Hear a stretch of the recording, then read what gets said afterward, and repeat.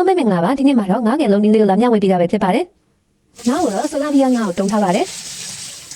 ငါ့မှာပါတဲ့1 byte ကအမဲလေးကိုပြောင်းအောင်လက်လေးနဲ့ချစ်ထုတ်ပြီးတော့စီးကြောင်းပြလိုက်ပါမယ်။လက်ဟတ်ကိုလည်းနှုတ်ထားပါတယ်။လက်ဟတ်နှုတ်ပင်နဲ့အတွင်းရဲ့အပြည့်ခဲပြောင်းလို့တေချာလေးဆက်ဆေးလိုက်ပါမယ်။ငါးလေးတေချာပြောင်းစင်းနေအောင်စီးပြီးသွားပြီဆိုရင်တော့ငါအစာတစ်ခုလုပ်ပါမယ်။အရင်ဆုံးစားထည့်ပါမယ်။တက်တာမုံထည့်ပါမယ်။ဟင်းကြမုံထည့်ပါမယ်။ပြီးရတယ်ခရင်စီတစွန်းထည့်ပေးပါမယ်။စနစ်မုံထည့်ပါမယ်။အယောင်နေမုံထည့်ပါမယ်။ဒီဆိုရင်ဟွာကြောင်းမုံလေးထည့်ပေးပါမယ်။ဟွာကြောင်းမုံရဲ့နန်းနန်းမုံရဲ့ပါ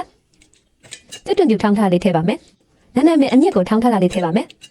။ချင်းကိုတော့အရေးလေးညက်ထည့်မှဖြစ်ပါတယ်။ဒါမှနီနဲ့လည်းပြောက်ပြီးတော့ငါးကင်နဲ့မမွေးလေးထွက်လာမှဖြစ်ပါတယ်။ဒီတိုင်းလေးကိုတေချာလေးနဲ့နှက်ပြီးတော့ကြာတော့နိုင်ဝက်လောက်အနည်းဆုံးနှက်ထားပေးပါမယ်။ဒါမှစားအရတာအကုန်ကွက်တိဝယ်မှဖြစ်ပါတယ်။ငါးလေးကိုနှက်ထားပြီးတော့အချင်းတို့ပေါ်တက်စတင်တင်စင်ပါမယ်။စစ်တုံကြီးကိုအရင်ဆုံးထောင်းလိုက်ပါမယ်။ဒီကနေ့ငရုတ်ဒီဇိုင်းကိုထည့်လိုက်ပါမယ်။အဆက်ကြိုင်ကြတဲ့လိုထည့်နိုင်ပါလေ။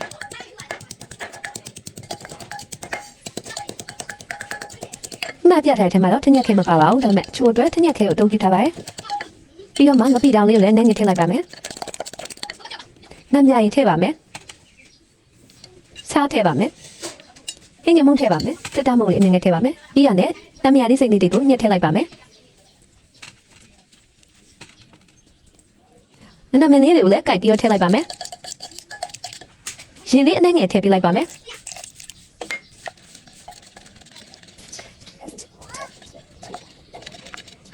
ဒီတိုင်းလေးမွေလိုက်တော့အချင်းလေးရရှိပြီဖြစ်ပါတယ်။ဒါဆိုရင်ရောက်တော့ပါတော့ထည့်ပို့ပြီးတော့အရသာရှိပါတယ်။ဒါဆိုရင်တော့ငါးကင်တူစားဖို့အတွက်အချင်းရရှိပြီဖြစ်ပါတယ်။အင်္ဂါလူတွေကတော့ဒီအချင်းရလွှဲရင်ပဲအချင်းမကြိုက်ကြပါဘူး။တခြားအချင်းလုံးလေးတွေလည်းများသွားရှိပါတယ်။ဒီမှာတော့ဒီတိုင်းလေးပဲအချင်းကိုလှုပ်ရှားပေးပါတယ်။